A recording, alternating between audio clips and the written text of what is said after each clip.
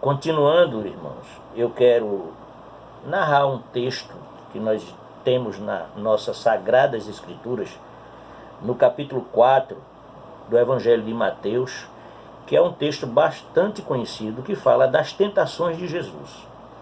E eu quero me ater só aos primeiros versículos, que diz assim: a primeira tentação que Jesus teve,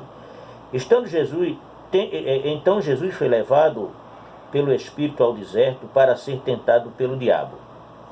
Depois de jejuar 40 dias e 40 noites, sentiu fome. O tentador chegou-se a ele e disse: se tu és o Filho de Deus, manda que estas pedras se transformem em pães. Aí Jesus respondeu: está escrito, não só de pão viverá o homem, mas de toda a palavra que sai da boca de Deus. Nós sabemos que o contexto desse texto leva o homem a entender da soberania de Deus, que não há outro Deus, não há outro a quem devemos adorar, a quem devemos seguir. Este é o contexto deste capítulo. Mas precisamos agora, eu quero levar você a este versículo que fala onde Jesus teve fome. Foi tentado pelo diabo para que transformasse pedra em pão. E Jesus diz a ele que não é a hora dele mostrar a força dele para aquele diabo. Porque eu pergunto a você uma coisa: será que Jesus não poderia ter transformado a pedra em pão?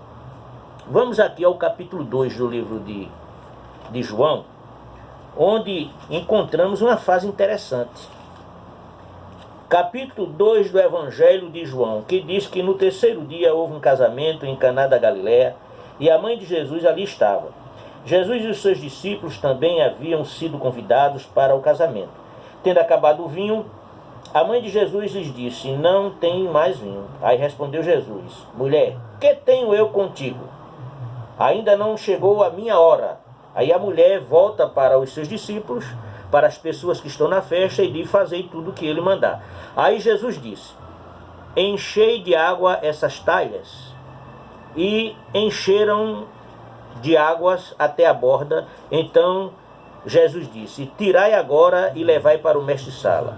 E a história você conhece, onde o mestre-sala, que é o mestre que conhece vinho, começa a perguntar como é que o melhor vinho é servido depois do primeiro momento, onde é costume servir primeiro o melhor vinho para depois servir os demais. Quem disse isso foi o homem que entendia de vinho, ele não entendia de milagre. E aí é o milagre de Jesus transformando água em vinho. Aí eu pergunto, se Jesus pôde transformar água em vinho, ele não poderia ter transformado água em pão?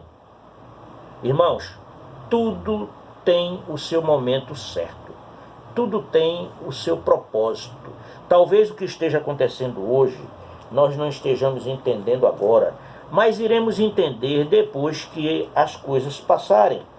Porque é lógico, é óbvio, que se pararmos para observar, nós agora estamos mais próximos de Deus, da Bíblia, de orar, do que antes, mesmo crente, mesmo na igreja. E eu quero compartilhar com os irmãos, para encerrar este vídeo, dizendo o seguinte: no capítulo 13 de Marcos, diz assim, Jesus estava falando exatamente sobre os sinais do fim do mundo. Aí disse Jesus algo interessante a partir do versículo 5, que você pode ler. Cuidai para que ninguém vos engane. Muitos virão em meu nome dizendo: sou eu, e enganarão a muitos. Quando ouvires de guerras e de rumores de guerras, não vos perturbeis, tais coisas devem acontecer, mas ainda não é o fim. Ainda não é o fim. Essas coisas é necessário acontecer, porque está escrito, e nós precisamos recorrer ao que estamos fazendo agora. Nos precaver, obedecer às normas do mundo e nos refugiar e entrar na presença de Deus. Porque talvez nós estávamos fora da presença de Deus. Agora nós estamos em casa, podendo estar próximo de Deus, porque só assim é que sabemos a quem devemos buscar. Que Deus ele possa estar nos abençoando, cuidando de nossas famílias, cuidando de nossas igrejas, cuidando principalmente daqueles médicos, enfermeiros, zeladores, porteiros, maqueiros dos hospitais que neste momento, enquanto muitos não estão gostando porque estão isolados dentro de casa, dentro de um ar-condicionado, dentro do conforto do seu lar, pelo menos por enquanto, não sabemos até onde é que iremos continuar, nós estamos nos protegendo do problema. E aqueles homens de Deus, médicos, os governantes, a liderança que está à frente desse trabalho, estão vulneráveis ao vírus porque estão combatendo a pandemia. Então vamos estar orando por ele.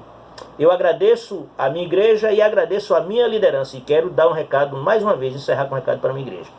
Eu, sendo o pastor da igreja, eu sou o capitão do barco. Lembrem-se disso. E na lei marítima, o capitão, o comandante do barco, é o último que pula do barco quando ele está naufragando. Então qualquer irmão da minha igreja, conte comigo qualquer hora, porque eu estou de plantão e a minha liderança também.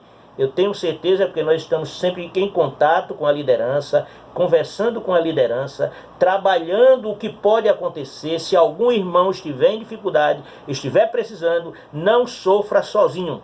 Mesmo à distância, onde você estiver, procure o seu líder, que sou eu como pastor, e a minha liderança que me dá o apoio exatamente na retaguarda, que todos eles pensam como eu. Deus abençoe, Deus seja louvado e que a graça do nosso Senhor Jesus Cristo seja com todos nós e um bom dia para todos, em nome de Jesus.